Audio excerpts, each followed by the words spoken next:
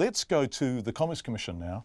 Four major real estate agencies have been ordered to pay nearly $10 million for price fixing and anti-competitive behaviour. The penalties were handed down to Barfoot Thompson, Harcourts, LJ Hooker and Ray White in the High Court in Auckland today. The Commerce Commission took action against the firms after they reached a deal on how to respond to changes to TradeMe's property listing fees.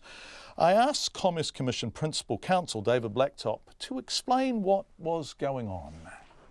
Essentially what they did is that in August 2013, TradeMe, you might recall, increased its prices or changed the way it priced. So it removed what was previously a cap on the amount the real estate agencies paid.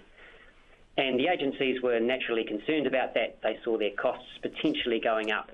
And what they did essentially is get in a room together and agree that they would pass that cost on to vendors rather than incurring it themselves.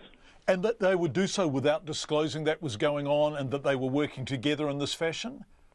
There's certainly no indication that they had told their vendors that this is what had happened. OK. So why did you take the prosecution? What was it that was most egregious to you? Well, we think that price-fixing conduct is inimical to the competitive nature of New Zealand markets. So competition drives benefits for consumers.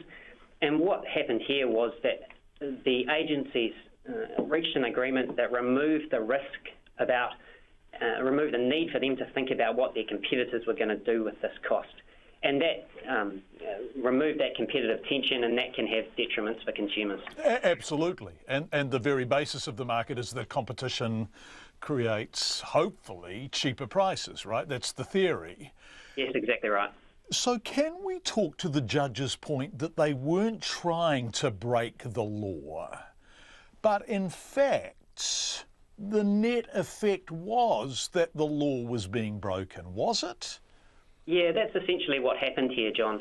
So they tried to respond to TradeMe's increase in prices by developing their own website, realestate.co.nz, and investing money in that and trying to build that. The error of what they did here, though, was to go that extra step and try and pass on the cost to the vendors. Now, the reason that the judge said and the Commission accepts that they didn't set out to intentionally breach the Act is they did get legal advice about whether there was any obstacle to what they were trying to do. And that legal advice came back and said, no, there is no legal obstacle. And so essentially what that meant was the Commission accepted that these guys weren't out to deliberately breach the Act, but as you say, that's effectively what happened nonetheless. Right. And so they didn't set out to deliberately breach the Act, but in fact the Act was breached, hence a total of $10 million in fines. Where does that stand in terms of the kind of work you've done and the kind of sentences that have been handed down?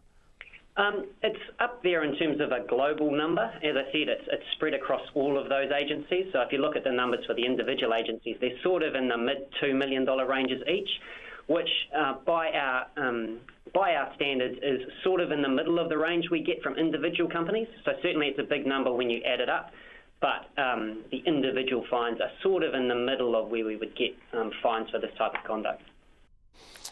That is the Commerce Commission talking about, as you heard, a pretty big victory, $10 million in total.